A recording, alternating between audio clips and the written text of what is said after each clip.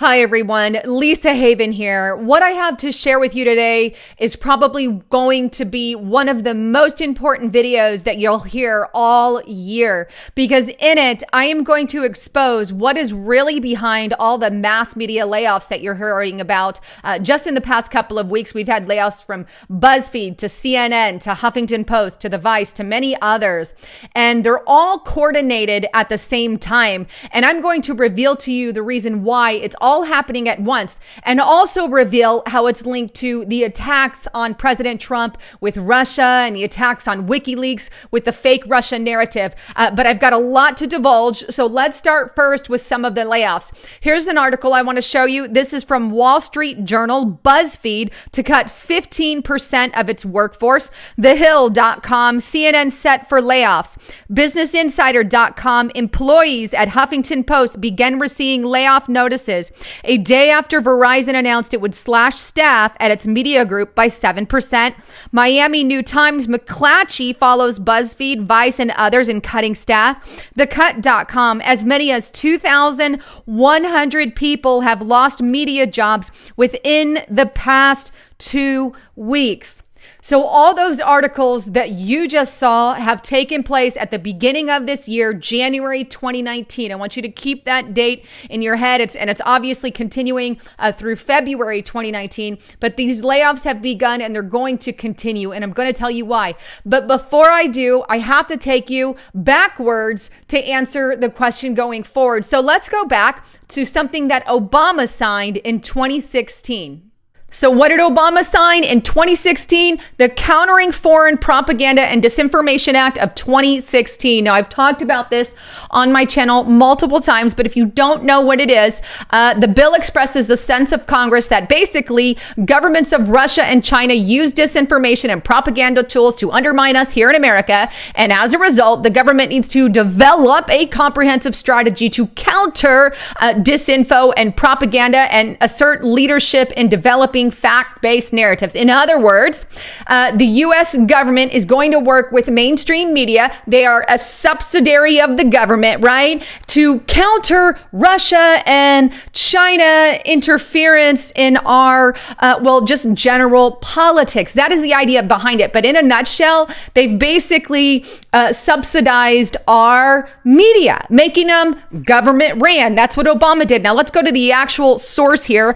The bill itself, you can see it here, but it gives you the rundown. I'm going to skip over that because I read it, but it was established that here's who is all involved. Not later than 180 days after the date of this enactment of this act, the Secretary of State shall, in coordination with the Secretary of Defense, the Director of National Intelligence, the Broadcasting Board of Governors, do you see the government link with the Board of Governors of Broadcasting, and other relevant departments and agencies, establish a Center for Information Analysis and Response, which they're calling it the Center. That's the name of this group. And what is their purpose? To lead and coordinate and collect information on foreign governments, but it's affecting us domestically, to establish a framework for the integration of critical data on foreign propaganda and disinformation efforts, to develop a plan and synchronize in coordination with basically the government through that whole center, to coordinate what's happening within the media. The functions there, the center, people I told you who are involved, shall carry out the following functions to basically track and evaluate counterfactual narratives abroad that threaten national security interests in the U.S., develop and disseminate fact-based narratives and analysis to counter propaganda in the U.S. and disinformation in the United States of America, identify current and emerging trends of disinfo and propaganda, including the use of print, broadcast, online, and social media support for third-party outlets, such as all these particular organizations. But basically, in a nutshell, they're forming this whole group called the Center, which is going to analyze disinfo and propaganda that is foreign related. So they're allowing themselves in media, in social media, in mainstream media to influence and have an influence over it, using the State Department and using that center to do so.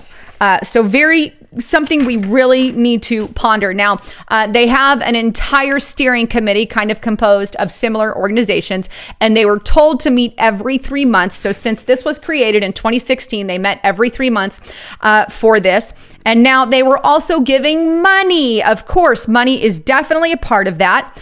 The Information Access Fund, authorization of appropriations. There is an authorized to be appropriated to the Secretary of State for the fiscal year, notice 2017 and 2018, for $20 million to support this center to get their jobs done and provide grants or contracts of financial support to civil groups, to journalists, to non-government organizations, to private companies, to academic institutions, for all these various reasons. But why 2017 and 2018? Because it takes about a year for that to go through. So signed in 2016, January 2016, it hits about 2017 and 2018, which is coincidentally just so happens to be when President Trump got into office. Bang, President Trump is in office, and up comes this bill. Now, this bill is to last, and I'm going to show you about 10 years in length, right? 10 years. So, a recap. In 2016, this was signed. It took a year to hit. In 2017, the funds and the money started coming, and we have about $20 million spread out between 2017 and 2018 that just so happened to coincide with when Trump became president. Now, let's go on to 2017, because right before Trump was inaugurated president, Mr. Obama signed what is known as the NDAA, the National Defense Authorization Act of 2017. Now, this whole entire bill, the NDAA, was allocated around $620 billion. That's a lot of money to put out. But hidden in this NDAA Act is what you see on the screen. A section under there, section 1287, so you can go to it, Global Engagement Center. What did Obama do? He snuck this in, the NDAA, and as part of that $620 billion with a B dollar budget. And what does this do? It creates an entire center that fights foreign propaganda. And it says no later than 180 days after the date of this enactment, the Secretary of State, in coordination with the federal departments and agencies, shall establish within the Department of State a global engagement center. The center. Hey, there's that word from this NDAA, right? Let's go to the NDAA. They created the center. Let me just scroll that for you. Here it is, the center, right? This is a different bill, HR 5181. Here we are, the NDAA, the center. Okay, we got it, Obama. The purpose of the center shall be to lead, synchronize, and coordinate efforts with the federal government to recognize, understand, expose, and counter foreign state and non-state propaganda and disinformations aimed at the U.S. national security interests. What's the function? Integrate interagency and international efforts to track and evaluate basically narratives that threaten the U.S., analyze relevant information and data in the U.S. Using all kinds of non-government groups that would be your media and your mainstream media, identify current and emerging trends with propaganda and misinformation, facilitate the use of a wide range of technologies to do that, identify gaps that we have in the U.S., identify the countries and populations most susceptible to propaganda, administer the information, coordinate with the U.S., and maintain, collect, basically disseminate records that are defined the U.S. Basically for all this research here. Okay, let's cap again. Obama in 2016 signs this bill, HR 5181, and he allotted $20 million. That took till 2017. Now this money starts hitting in 2017. And so he goes in and adds this section within the NDAA, yet again creating that center for 2017. Now they've got $620 billion. Obviously, all of that's not going to be used because the NDA is big, but parts of that money can absolutely now be allocated to mainstream media to basically propagandize you. Let's take it one step further. How about this announcement from the State Defense? This is a state.gov. It's the U.S. website. State Defense Cooperation on Global Engagement Center Program and creation of the Internet Access Fund to counter state-sponsored disinfo. This is from Washington, D.C. The Department of State is pleased to announce a new partnership with the Department of Defense. We have signed a memorandum of agreement to transfer now $40 million to the Department of Defense of the Department of State Global Engagement Center. Global Engagement Center. Aha, that's this thing. Global Engagement Center, right? They're giving $40 million has been allotted for 2018 to counter propaganda and disinformation. So let's put the puzzle pieces together, shall we? Now the fun part. You see, President Trump was inaugurated January 2017. And right when Mr. Trump gets inaugurated, bang, in comes the money for media and mainstream media from the U.S. government, from Obama's era cronies, from deep state cronies, paying the media to fight propaganda. And then suddenly Trump gets elected. And then just like that, he's labeled a Russian agent. Russia. Oh, it makes him a foreigner. Oh, wait. Now that he's a foreigner, he's pushing propaganda against America. And now the mainstream media can use the Countering Disinformation and Propaganda Act via the center, according to the NDAA, the center that Obama snuck in the NDAA. The center told them, counter Obama. He's a Russia narrative. This is why there was a coordinated attack against President Trump, against WikiLeaks, against people like Roger Stone and InfoWars, and many alternative media websites like Drudge Report and Breitbart. They labeled them all fake Russia people.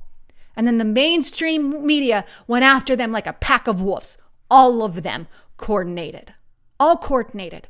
For 2 years, they have done this. Oh, and bang, guess what? Now it's 2019. Did the money run out? And then the layoffs begun. Is it a coincidence? No, wait. You see, they played a Super Bowl commercial for everyone, right? And talked about the sympathy. And you know what? That was actually a really good commercial because it talked about the death of journalists and how they put their lives on the line. And that's 100% correct. They do. And many people have died. And I am heartbroken that that's happened to any journalist. I would not wish it on anyone. It was an amazing commercial. But the fact of the matter is, that's not why they were getting laid off. It's not what was happening. They're getting laid off because the money ran out. And so now they've got to let a few people go. At least this is what I believe. After seeing the millions of dollars allocated to them for the last couple of years, did the money go and you let the journalists go? Maybe. But I've proven you on 3 different sources. Money has been allocated to the mainstream media. Why do we even listen to them anymore? If they're subsidized government agencies, why take anything they say? Because look, if they're being told what to say, how are they legit anymore? If they're all saying the exact same message, why listen to it? Something's wrong with that. And look, maybe you could say they laid people off because, hey, after all, Google's giving them the front line. Look, when I used to search on the internet, I used to look at Drudge Report and Breitbart and InfoWars and all these sites and Zero Hedge. And then those sites would come up when I tried to look up stuff, because the way that Google used to work is it would go off of whatever you looked at the most, and that would be brought forward. But now it doesn't matter what I look at the most, because CNN, MSNBC, ABC, and the fake internet bugs or whatever bring those forward, whether I like those mainstream media sources or not. So now clicks go up on all those sites. So you see, it's controlled media, so they don't have anyone to counter anymore. Anyone fighting their narrative because they all get along and they all say the same thing because they're paid to do it. Just saying.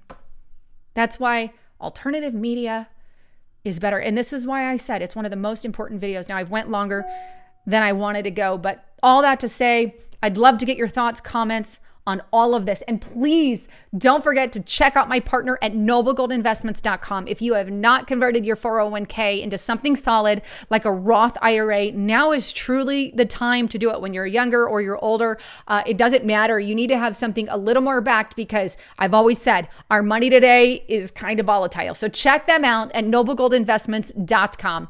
Anyhow, I love you guys. Please leave your information below, and don't forget to subscribe to my channel. Also, I'll be at Hear the Watchman conference this March 28th through the 29th. I'd love to meet you guys. So check that out. Also in the description box below, I'll be the MC there. And that's in Dallas, Texas, March 28th or 29th through the 31st. Love you all. I'm Lisa Haven, signing out.